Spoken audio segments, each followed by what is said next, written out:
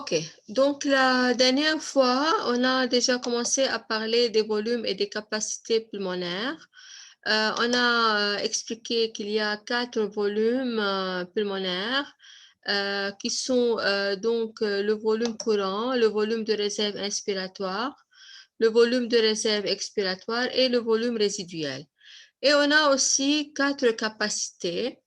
On a la capacité vitale qui est la plus importante pour le diagnostic médical, qui est égale, comme on a déjà dit, est égale à la somme du volume réserve inspiratoire, du volume courant et aussi du volume de réserve expiratoire.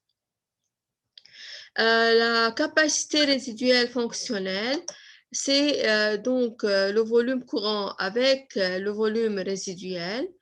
C'est le volume de réserve expiratoire avec le volume résiduel.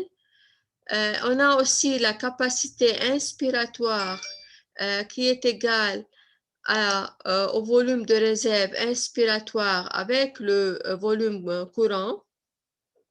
Et la dernière capacité, c'est donc le volume des c'est la somme des 4 volumes qui sont donc le volume résiduel avec le volume de réserve expiratoire, avec le volume courant et le volume de réserve inspiratoire. Donc, la capacité pulmonaire totale, c'est la somme de ces 4 volumes.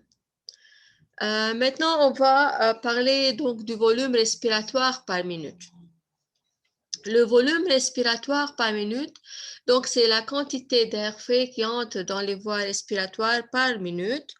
Ça veut dire c'est égal au volume courant qu'on appelle aussi le volume tidal. BT, ça veut dire volume tidal, ou bien aussi appelé le volume courant fois la fréquence respiratoire. La fréquence respiratoire, ça veut dire c'est le nombre donc, de respirations par minute. Donc, on a en général, ça dépend aussi, comme on va voir, de plusieurs facteurs. On a entre 10 à 12 respirations par minute. Ça veut dire que le volume respiratoire, il est égal à 500, qui est égal au volume courant, fois la fréquence respiratoire. On a pris ici le cas de 10 respirations par minute, donc ça est égal à 5000 par minute. Donc, c'est le volume respiratoire par minute. Maintenant, on va parler de la fréquence respiratoire. Comme je vous ai dit avant, la fréquence respiratoire, c'est le nombre des cycles ou nombre de respirations par minute. Donc, la fréquence respiratoire, elle est importante parce que c'est un excellent facteur ou bien indication donc, de santé. Et elle est, comme on a déjà dit, dépendante de plusieurs facteurs. Alors, quels sont les facteurs qui peuvent influencer la fréquence respiratoire? Tout d'abord, on a la taille. Donc, la taille, ça veut dire la taille de la personne. Ça veut dire que si la personne elle est donc de grande taille, on peut dire qu'on a besoin de plus d'oxygène. Et c'est pour cela, donc si plus la taille elle est grande, plus la fréquence elle devient plus grande. Ok, donc maintenant, on va passer à l'âge. L'âge, ça veut dire aussi plus on est âgé, plus donc la fréquence respiratoire elle devient moins fréquente, elle devient faible. Bien sûr, c'est dû bien sûr au vieillissement des cellules. Par contre, lorsque on est donc encore avant l'âge de la puberté aussi, donc la fréquence elle est beaucoup plus supérieure à la moyenne. Maintenant, pour l'exercice, aussi l'exercice physique ici, ça veut dire l'exercice physique. L'exercice physique aussi, ça va augmenter la fréquence respiratoire. Ça veut dire que plus on fait d'exercice, plus on a besoin d'oxygène et donc la fréquence aussi, elle va augmenter. Maintenant, pour l'émotion, ça dépend aussi de type d'émotion. En général, lorsqu'on est stressé, ou bien lorsqu'on est en colère, aussi la fréquence, elle va augmenter. Bien sûr, parce que, comme vous savez, lorsqu'on est stressé, ça va augmenter l'adrénaline. Et l'adrénaline, elle va aussi augmenter la fréquence respiratoire. Maintenant, pour la température environnante, la température environnante, ça veut dire que s'il y a de la chaleur ou du froid, en général, lorsque il y a augmentation de la chaleur, il y a augmentation de la fréquence respiratoire. Par contre, le froid, il va diminuer la fréquence respiratoire. Pour la gestation, ça veut dire la grossesse. Ici aussi, la maman, elle a besoin de plus d'oxygène pour son bébé, pour l'embryon. Donc aussi, la fréquence respiratoire, elle va augmenter. Lors de l'état de réplétion du tube digestif, lorsqu'on dit état de réplétion, ça veut dire état de repos donc du tube digestif. Donc ici, on n'a pas besoin de beaucoup d'oxygène. Donc ici, la fréquence, elle diminue. Et pour l'état de santé, ça veut dire si on est malade ou non. Donc ça dépend de la maladie. Donc c'est pour cela ici, la fréquence, elle est variable. Comme ça, on a fini avec la fréquence respiratoire. Maintenant, on va passer à l'espace mort anatomique. Qu'est-ce que ça veut dire l'espace mort anatomique? Donc, dans le cas de l'espace mort anatomique,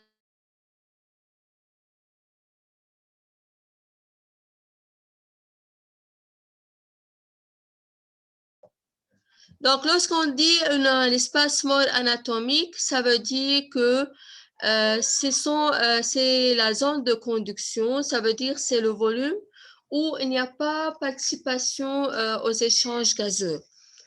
Le rôle donc de l'espace de mort anatomique, ça veut dire, comme on a déjà vu pour la zone de conduction, c'est de réchauffer et humidifier l'air, épurer aussi l'air pour la présence des grosses particules. Ça veut dire que toute la zone de conduction, on l'appelle l'espace mort anatomique. Donc, ça veut dire que cet espace mort anatomique, il ne participe pas donc aux échanges gazeux. Et c'est pour cela maintenant la ventilation alvéolaire, elle va changer. Ça veut dire que la ventilation par minute, elle devient donc le volume courant moins l'espace mort fois la fréquence respiratoire. En général, l'espace mort est égal à 150 millilitres dans ce cas-là. C'est pour cela, lorsqu'on va calculer la ventilation alvéolaire, on va donc soustraire le volume courant, l'espace mort du volume courant, et comme ça, on aura donc la respiration par minute ou bien la ventilation alvéolaire par minute est égale à 350 fois la fréquence respiratoire. Donc, c'est la ventilation alvéolaire qui va diminuer jusqu'à 4200 millilitres. OK, donc ce sont tous les volumes qu'on doit savoir, bien sûr, et aussi la ventilation alvéolaire. Comme ça, on a terminé avec cette partie. Maintenant, on va passer à une troisième partie, ce sont les échanges gazeux. Pour les échanges gazeux, ça veut dire les échanges gazeux entre les alvéoles et les capillaires et aussi les échanges gazeux entre les capillaires et les tissus. Bien sûr, avant de commencer à parler des échanges au niveau des tissus, bien sûr, les échanges entre les alvéoles et les capillaires s'effectuent, comme on a déjà vu, par diffusion. Après donc, ces échanges-là, le gaz il doit être transporté donc vers les tissus. Bien sûr, c'est grâce aussi à la présence des vaisseaux sanguins. Et ce transport des gaz s'effectue donc dans le sang, comme on a déjà dit, ou bien sous forme dissoute, ou bien sous forme combinée. Maintenant, on va donc, pour parler donc comment il y a déplacement des gaz donc entre le milieu extérieur et le milieu, les alvéoles, et entre les capillaires et les tissus, vers les tissus. Donc, on doit parler d'une loi qu'on appelle la loi de Dalton. Bien sûr, cette loi, c'est une loi qui nous parle donc des pressions partielles des gaz. Et on dit toujours que les molécules d'un gaz sont toujours, comme vous savez, en mouvement aléatoire, et que la pression qu'exerce un gaz, donc bien sûr dans un volume bien déterminé, ça dépend ou bien de sa température ou bien de sa concentration. Et la loi de Dalton donc dit que dans un mélange de gaz, chacun des gaz exerce sa propre pression, comme si les autres gaz n'existaient pas. Et c'est pour cela on parle donc de la pression partielle d'un gaz qui est représentée donc par grand Px.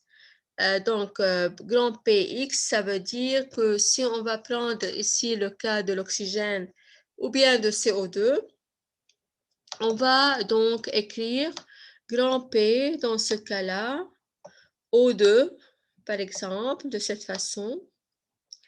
Et aussi pour le CO2, on va écrire grand P CO2.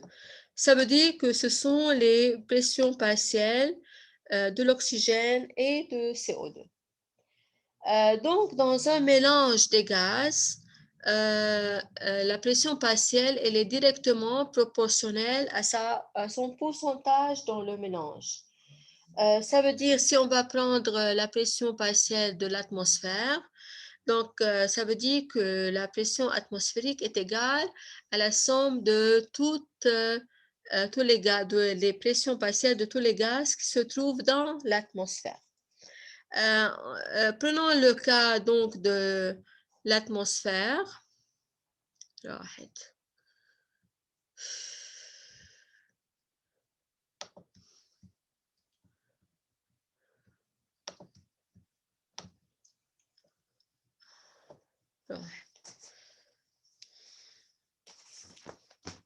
يلا